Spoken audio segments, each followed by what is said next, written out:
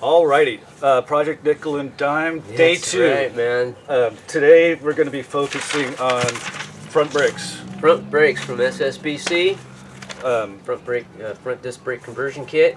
Did you read through these yet? I read through those, and I've got all the items needed on that list, and hopefully this will be a pain-free installation. Okay. We'll see what we find along the way, though. I mean, there might be some broken parts and stuff. But as far as the instruction parts, everything seems logical. Yeah, they got like some straightforward tips and tricks and things to look for, and you know, follow the directions, and you shouldn't have any problem. All right, let's give it a shot. Let's get started, man. First thing, set up the jack. Yeah, let's do it. So loosen those lug nuts before you lift the car up off the ground. Exactly. Safety first, and then block those back tires up. Sure did. Parking brake on? I don't remember. And if you had a transmission, you'd probably want it in gear or in park. And always make sure to use your jack stands for safety. Never ever trust your jack, especially with this setup right here off the bumper. Another good tip when you're removing lug nuts: spray paint the end of the tire iron. That way you're not spinning around looking for the right one. So this conversion kit for me involves replacing a 6-cylinder 4-lug to a 5-lug V8 disc brake installation. On your V8s, you would have to remove the dust cap, the nut, and the retaining cotter pin, and then you would remove the entire drum assembly off the spindle. Now the good thing about the Mustang with a 6-cylinder,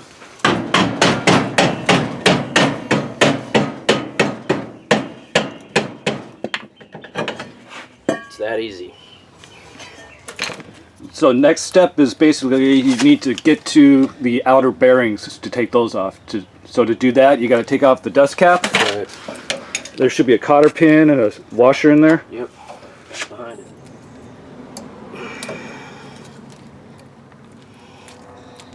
So you can pull it on through with the backside. You can get a bite on it. Yeah. Are you going to reuse the cotter pin? Nope. I never have luck reusing cotter pins. Now I'll be removing the outer nut.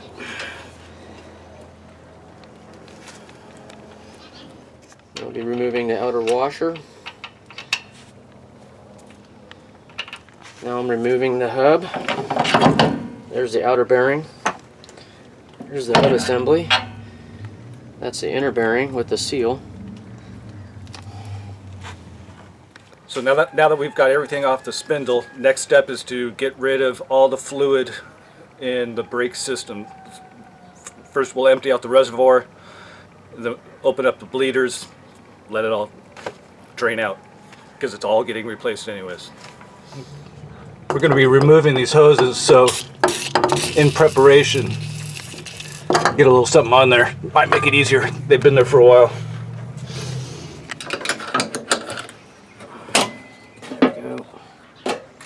That off. That over.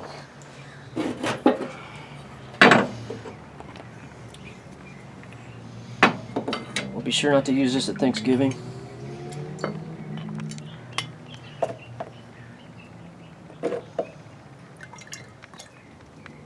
I highly recommend flare nut wrenches. These things work every time. You don't round out the brass fittings on your brake lines.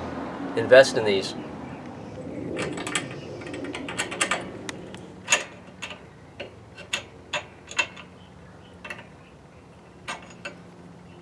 So next step would be to get rid of this hose, and then we're going to take the drum brake assembly off as one piece. We're never going to use any of these springs again because we're going 5-lug and we're going disc. So rather than disassembling everything, just take it off as one unit.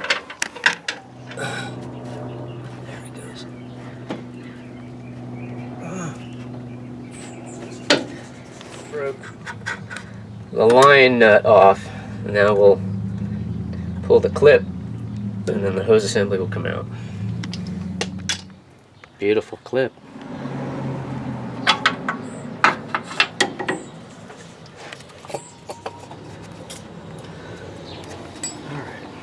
All right, pull that drum. Let's do it, man.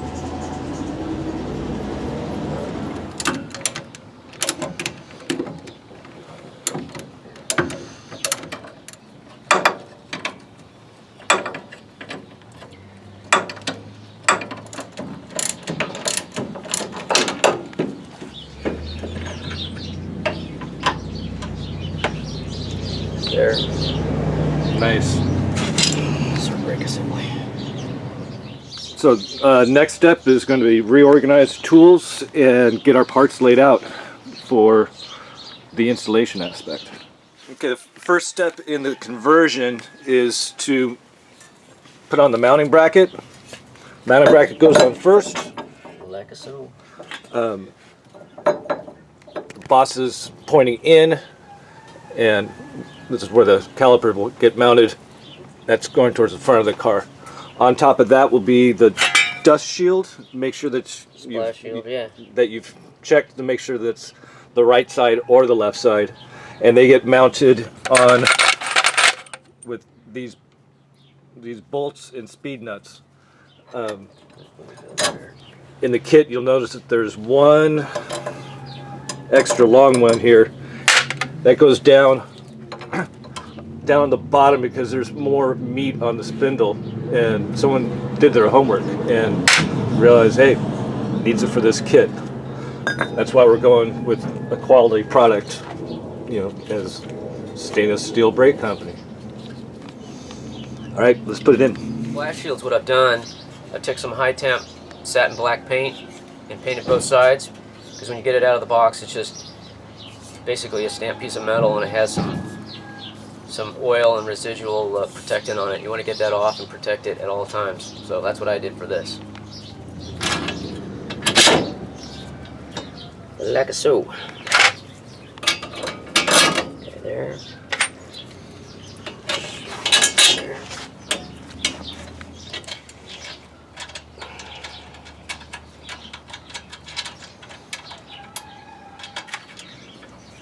So it's always good practice to get all your nuts and bolts finger tight in case there's any alignment issues.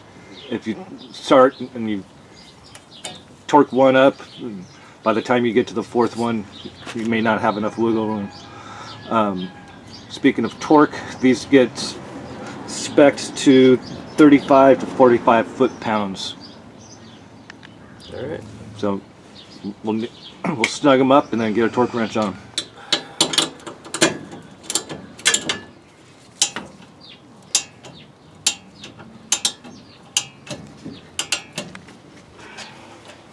I'll crisscross the pattern. Make sure everything seats right.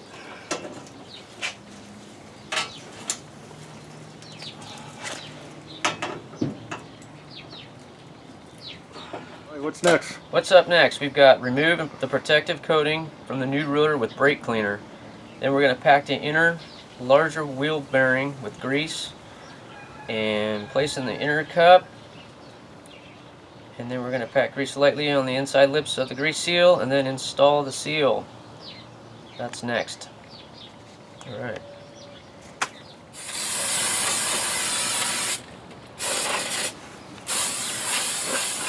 From my past experience packing bearings, I mean, you can buy a bearing packer, but the thing that always comes back and it works every time is just use the palm of your hand and you just start working the grease inside all of these little rollers and inside these chases in here. Not a lot to it. I'm using high temp wheel bearing grease, and you're just gonna make sure you get every surface coated with grease.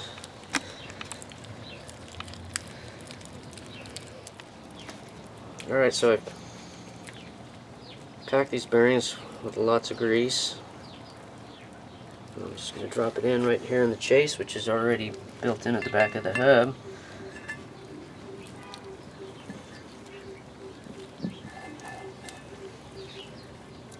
There you go.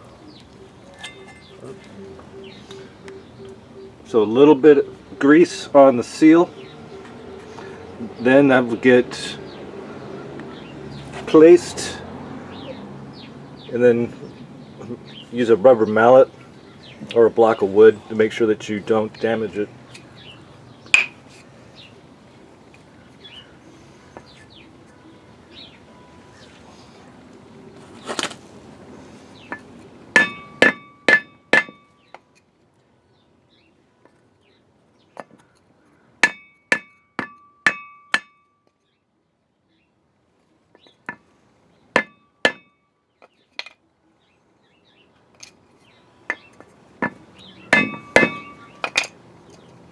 It's all right to go slow.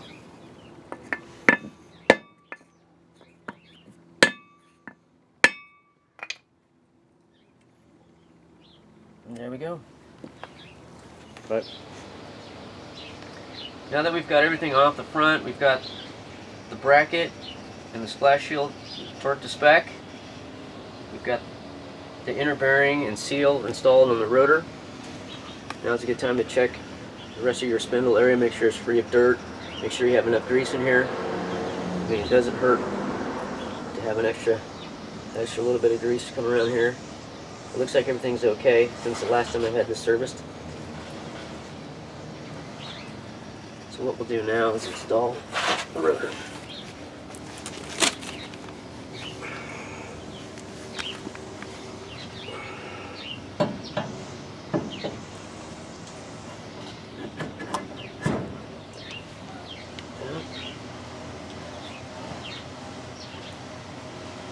And then we'll install the outer bearing, the washer, and the nut, and then the cotter pin.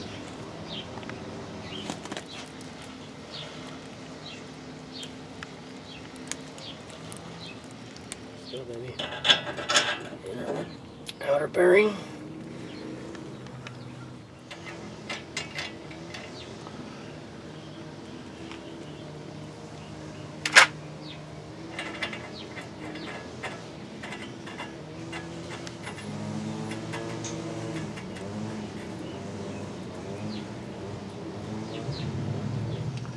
Now, torquing this down, it has a very specific torque sequence and schedule to get that down right. And the instructions say that it is especially important with disc brakes. So, quick run to the auto parts store to get that size so we can put it on our torque wrench. Okay, so you need to rotate the rotor while torquing that nut to 17 to 25 foot-pounds. That's it. Then back it off about a half turn, and then we're going to retighten it to 10 to 15 pounds as per instructions. 10 to 15. That's it. All right, cotter pin and grease cap. Like I said before, get a new cotter pin. Now I have to locate the hole from the spindle. Twist it a little bit, get the alignment just right.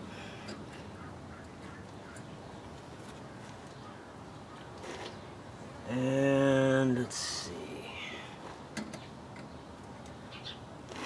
Coaxing here.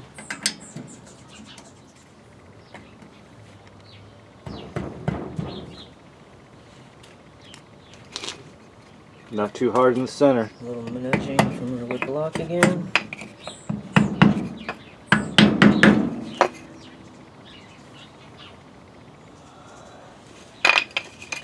Yeah, you don't want to get a big hammer and just go right to the nose of this. You'll just put a big dent in it. You know, as evidenced previously with mechanics who work on your car. For the balance of these instructions, be careful that all hydraulic components are kept clean and free of debris inside and out. Remember, dirt is the enemy of hydraulic systems, and we will not be responsible for system failures due to an unclean installation. So keep it clean. So first step in putting the caliper on is to get the brake pads in the caliper. Right. They kind of only go one way. Looks that way. And make sure that you don't use any of the anti-squeak stuff. And I got them backwards. Or do I? No, I got it right.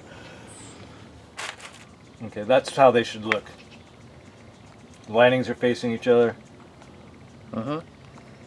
And Okay. next up is the retaining clip, and that gets torqued down to 7 to 11 foot-pounds. And there are 2 of them, one for each side.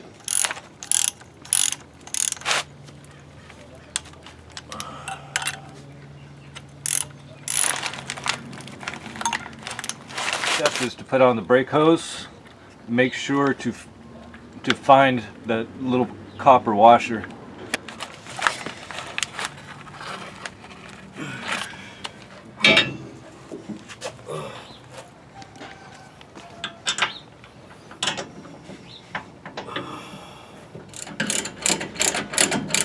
So after you get the calipers slid on, go ahead and snug up the 2 bolts, and then we're going to come back with a torque wrench and torque it down to between 45 and 60 foot-pounds.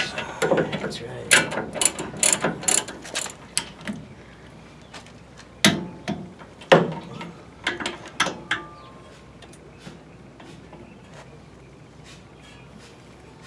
Next step is to install the flex hose to the hard line. In our case, we needed an adapter to make sure that they would line up and fit properly, since the hose and the hard line were 2 different sizes. Once you get that put together, slide the horseshoe clamp over it. Make sure you're using the proper wrench. Don't want to strip those out.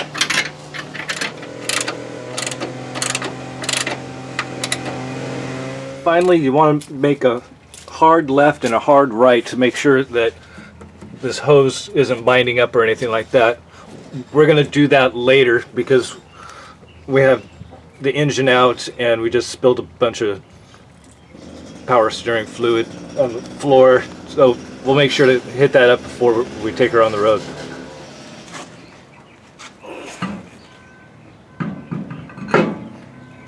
Oh, look at that. Wow. 5 lugs, man. Oh, it's never happened before.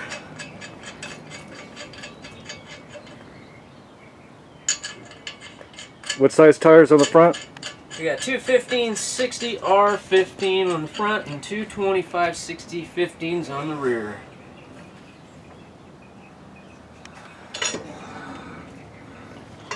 All right, snug it up. Make sure to crisscross it. When it's on the ground, when we'll get it get it to torque specs. So that's it. Very straightforward installation. Yeah. A few hours. We were going slow, taking our time. It was the first time doing it. Obviously, to do the other side, it's the same process. We're not going to show it here. It'd be way too long of a video. But try to hit the major points. The only thing that we didn't have was a 1 1/4 inch socket, 1/2 inch drive to seat the rotor and the bearings. Other than that, I had every tool I needed. and which really wasn't that much. You need a torque wrench. Right, a proper specking torque wrench from 7 foot-pounds all the way up to about 50. And everything else your basic mechanic tool set would have. Right. Or you can fashion, like for the brake lines, Right. bleeding the brake lines and stuff like that. Yeah. But very straightforward. Everything was there. Everything fit. SSBC seems like good product so far. I can't wait to get it out on the road and test it, but that's we got a lot to do. We still have a lot to do. The only other thing I could think of would be to use your PB blaster on your existing brake hose to brake line connection fittings. Should have done that a couple days ago. Yeah, I should have done that a couple days ago. Let that penetrating oil get in there and help you break those free. So other than that, everything worked out pretty good. All right. Cool. Thumbs up. All right.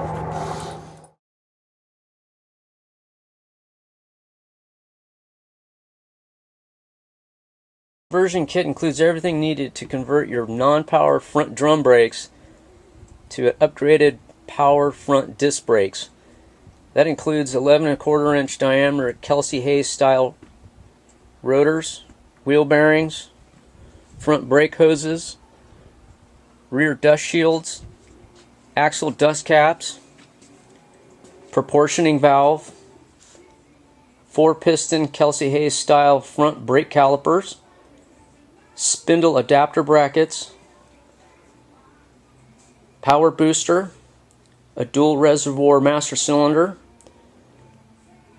a power assisted brake pedal, and brake pads.